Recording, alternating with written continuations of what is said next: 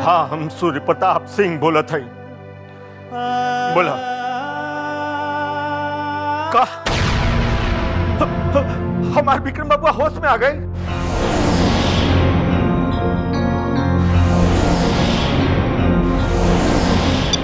रंजीत, रंजीत, रंजीत। हाँ बाबूजी। अरे विक्रम बाबू के होश आ गए। तका हमने विक्रम के इंतजार करी बाबूजी। ना ना, ओकरा भी होश आइल बा। ओकरा ऐसा बतावल ठीक नहीं के। तू लोग एक काम करा, जब ले अंत्येष्टि क्रियाक्रम ना हो जाए तो लोग जाके जिम्मेदारी संभाला। हम अस्पताल जाता नहीं। ठीक बाबूजी, तो रउआ का अंत्येष्टि में ना रहा। एगो कहावत सुनला, जे बीत गइल से बात गइल, जे हमनी के छोड़ के चल गइल ओकरा बारे में सोचला से का फायदा। अरे जेकरा होश आइल बा, जे हमार बेटा बा, जे जिंदा बा, ओकरा बारे में सोचे के जरूरत बा। ओकरा बारे में समझला।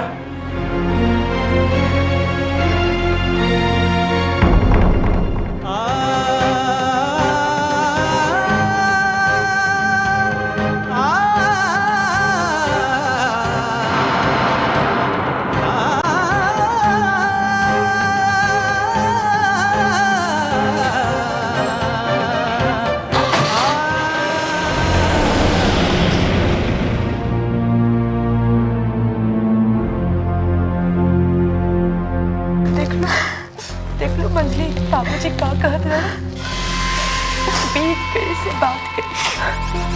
हम बहू लोग के घर में कोई कदर नहीं के, हमने के पराये घर सुनवर वाली।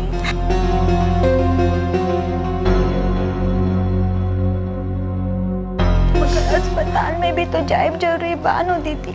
देवर जी वहाँ खोजत हुई है तो क्यों ना दिखी तो परेशान हो गई है। चल हट, तो बड़ा भोली बनता रहूं, ना तो भोल बन के नाटक करता रहूं। अरे कहत का चाहता रहूं तू? दीदी वो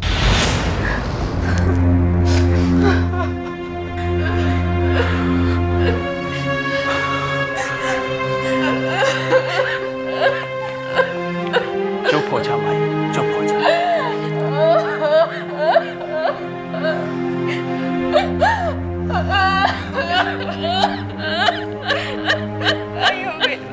चुप हो जा।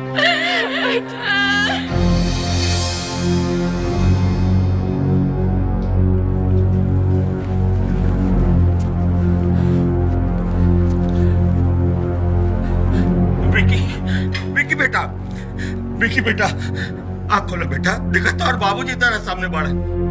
विक्रम, विक्रम, विक्रम बाबू, विक्रम बाबू। विकी, विकी,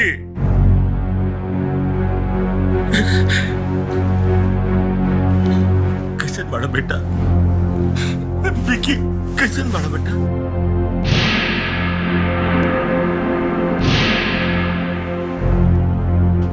हम यहाँ काहे बानी? तू अस्पताल में बड़ा बबुआ। तोहर तबीयत ठीक रखे ना, वही से।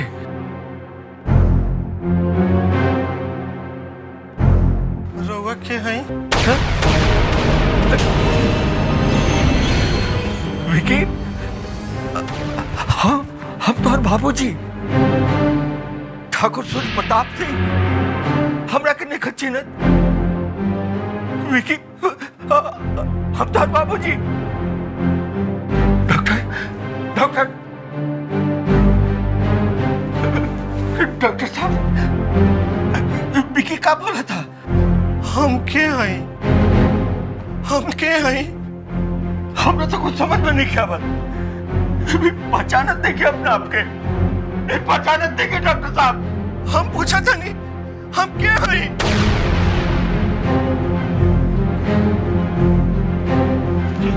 हम के हैं?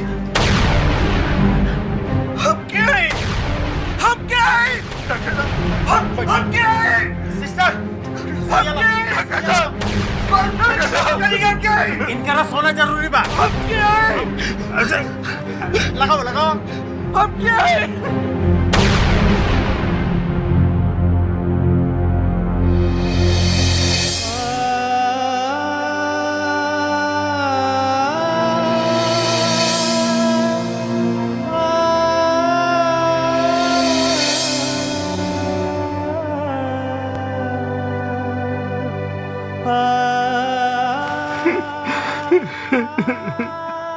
ठाकुर साहब आई आई हमारा साथे चले आई आई चले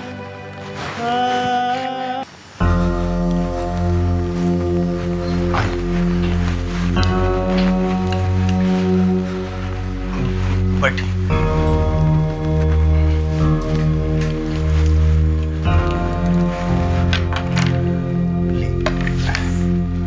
जी भी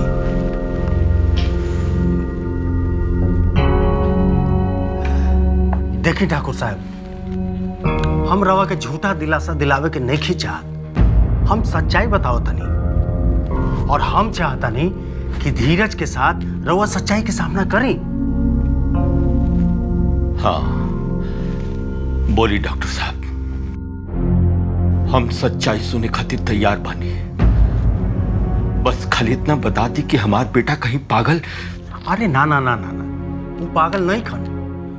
मेडिकल टर्म्स के अनुसार वो पागल नहीं खन। सर में चोट लगला के कारण उनकर पिछला जिंदगी बिसर गई बा, यादाश्त जा चुकल बा। याददाश्त जा चुकल बा? एकरा मतलब वो पहले ऐसा ना रही। हमरा के ना पहचानी, हमरा के बाबूजी का के ना बुलाए, मतलब वो ना ना ना ऐसा बात नहीं खे। सब केस इतना क्रिटिकल ना होला।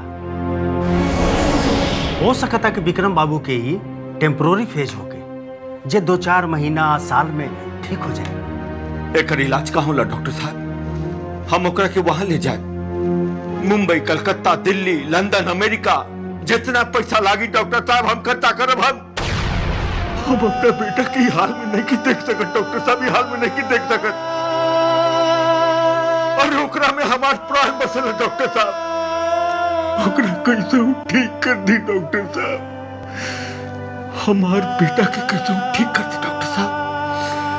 ना तो हम जी ना सकब, हम जी ना सकब डॉक्टर साहब।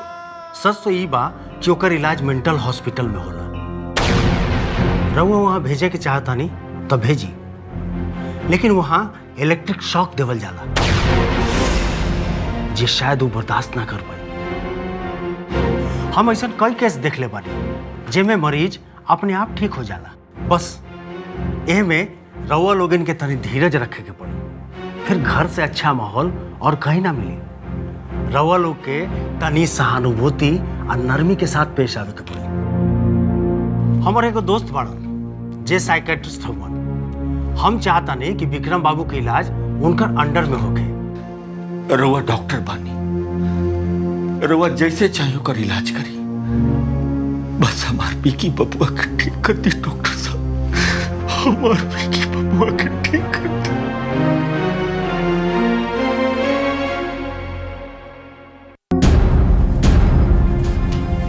कहाँ चल देलू महारानी? सज धज के। बुआ तोरा इतना मालूम नहीं है कि जब कोई काम से जात होके तो के ना टोके के चाहिए? वही तो हम जानल चाहती।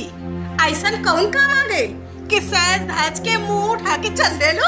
वो तोहरा के बतावल कोनो जरूरी नहीं है। जब जवान लड़की के महतारी के आंखें में पट्टी पड़ जाए तो बुआ होले के नाते हमरे पूरा जाने के हक है। अब पे कल के कुछ ऊंच नीच हो जाए तो हमरे स्वर्गवासी बाप और सीधा साधा भाई के नाम पे तो धब्बा लग जाए। तू निश्चिंत रह बुआ, ऐसा हम कुछ नहीं करे जात। तो बतावत काहे नहीं बाड़ू कि कहाँ जाता लू? छोड़ दी ना बबनी, काहे रउआ परेशान बानी? कोई जरूरी काम से जात हुई? मालूम बा कौन जरूरी काम से जाता रही। रघुआ बाड़ी कि कुछ पूछबे नहीं करत है। रोज यही टाइम सज सवर के निकल जाली। कहाँ जाती है, किससे मिले जाती है? कहीं कोनो यार तो नहीं? बबनी ई कान आपसे ना पकतानी। हमरा अपना खून पर पूरा भरोसा बा। ई कोनो ऐसन काम ना करी जेकरा से परिवार के सर झुकी। तब बोलत काहे नहीं खे?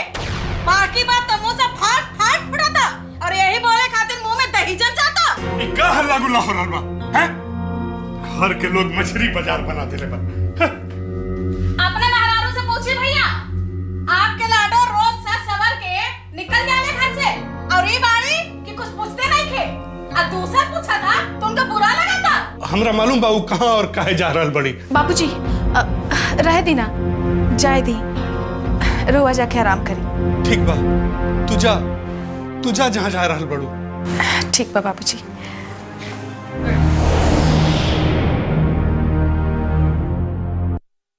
सुमन, हमरा रुपया चाहिए, कम से कम 10,000।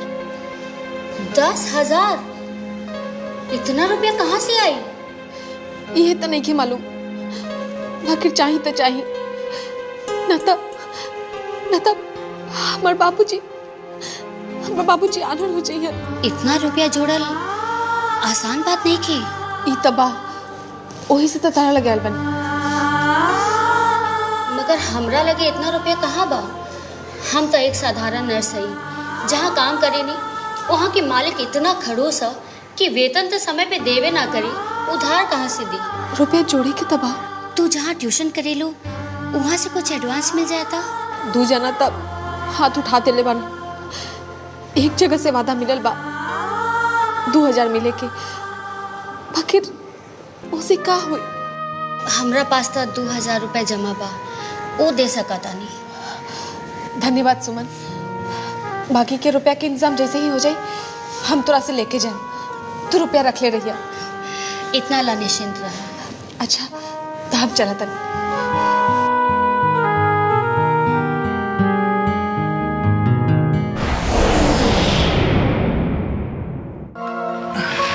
रवा लोगिन बैठी, हम चाय लेके आवा। और बताइए यार, कैसन तबीयत बा? माथा के दर्द ठीक नहीं के होत, बाकी दवाई डालला से आंख के तनी आराम मिल रहा बा, पर तेज रोशनी तनिको बर्दाश्त नहीं के होत। बीमारी ऐसन बा। अच्छा ही बताई, रवा ऑपरेशन के बारे में कब सोचा तानी? ऑपरेशन? कैसन ऑपरेशन? डॉक्टर साहब हमरा से तो कुछ ना कहला ना। ओह, का बात बा महादेव बाबू? डॉक्टर साहब रवा से कुछ कहला ना का? ओ काले हम उनकरा के फोन कर ले रहनी, रवे के बारे में जाने ला। का कहत रहला ना? ए मास्टर जी, चिंता जिन करी, सब ठीक हो जाए। अरे रवा हंसन लगली। अरे भाई, चिंताग्रस्त रहुआ लोग रहल बनी, आ कहतनी चिंता हमरा ना करे के। जरूर कोनो सीरियस बात बा। बताएं हुजूर, हम घबराए वाला आदमी नहीं थी।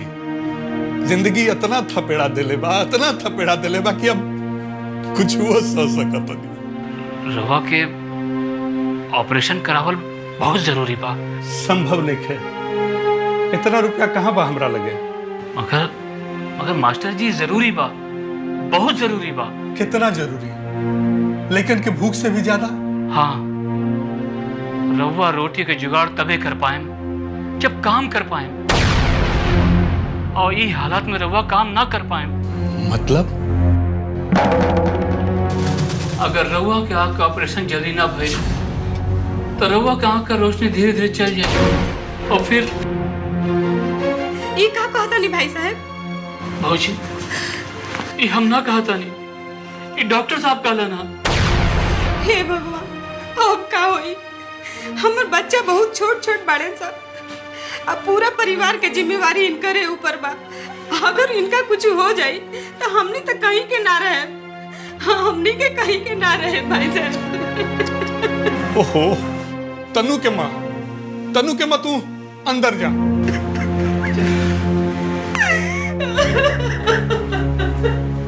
ए यार, भौजी की चिंता बेवजह नहीं है यार। रवा के आंख का ऑपरेशन करावल जरूरी बा। रुपया पैसा की चिंता ना करी, डॉक्टर बागजी अपन फीस ना लिए, और बाकी जे जुगाड़ बा कुछ रवा कर ली, कुछ हम कर दे।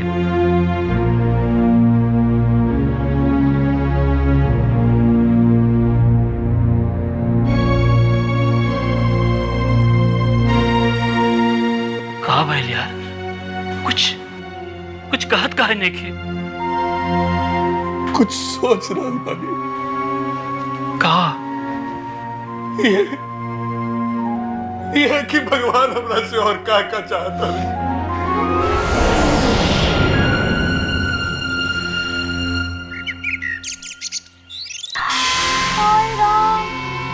एकरा मतलब देवर जी पागल हो चुके बारन। अब पागल कहा चाहे याददाश्त जाइल कहा, ऐसा आदमी के तो पागले नो कहा, जेकरा कुछ याद देखे जब चाहे जे करे लागी वो आदमी पागल ना कहे तो और का कहे। अच्छा तो हमने के अब एगो पागल जरूर रहे के पड़ी। धीरे बोला, माई सुन ली था। सुन ली है तो सुन ली है, हम कोनो गलत बात नहीं बोलत। अच्छा सच्चा महारानी चुप हो जा, और ज्यादा साच बोले के बाद तो अपने बाप के घर चल जा। देखी बात बात में हमारा बाप घरे जाके मत कही, हमरा अच्छा ना लगेला। भैया रउआ लोग बात के कहां से कहां ले जाता नहीं, ये सब काम लगी सही वक्त नहीं कही। जबान पर कंट्रोल रखे के सीखा, जाहिल औरत। देख ली नू रुआ देवर जी, दिन रात ऐसे ही हमरा के बोलते रहलन, जैसे कि घर में हम जबरदस्ती घुस आइल बानी। अरे पूरा 50 लाख रुपया दे के बाबूजी यहाँ भेजले बारन, और बात बात में बाबूजी के घसीटते ले। भौजी चल गइलन भैया, अब देखत नहीं खान, चुप हो जाई। वैसे भी आज पूरा दिन खराब बीतल बा। अरे चुप हो जाई ना भौजी, जाई जाके आराम करी। हाँ हाँ हम तो चुपे हो जाई, औरत जे बानी।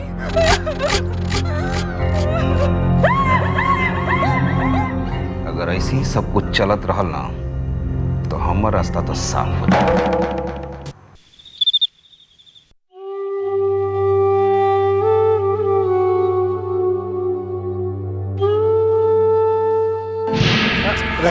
सुना ओकरा के होने रख, चल ता। अरे होने का ए ना यहाँ रखा, कहते नहीं उन्होंने ना रखा। ए सुना, हम का बोला था नहीं। अच्छा ठीक, सुना ये रखा। खुश हो गई नहीं रुआ? हैं? जॉन हुए नहीं हुई।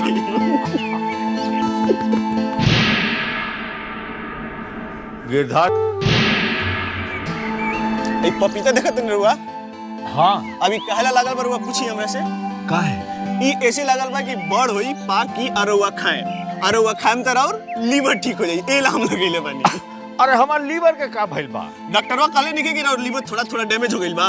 अरे वो डॉक्टरवा झूठा आवारा बा। अच्छा। खाली फीस खातिर हमरा के बीमार बनेले रहला और कहला कि हम शराब पी ले। अरे वो शराब खुदे पिएला, देखा तारा कि हम हट्टा कट्टा बानी।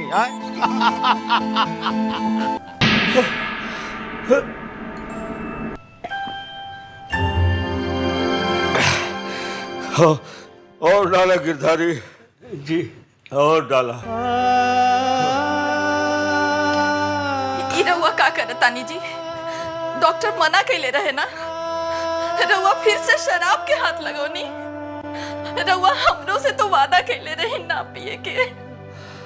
हमरा के मत रोकी ठकुराइन, मत रोकी। हमार बिकी बबुआ ई हाल में, हमरा जीते जी हमार बिकी बबुआ ई हाल में, अरे हमार तो सब कुछ खत्म हो गया। हमार जिंदगी, हमार जिए के मकसद सब खत्म। मालिक ऐसे टूट जाए तो बाकी लड़काई के का होई, हमनी के का होई? विक्की बाबू के सबसे ज्यादा राउर जरूरत बा, उनकरा के का होई?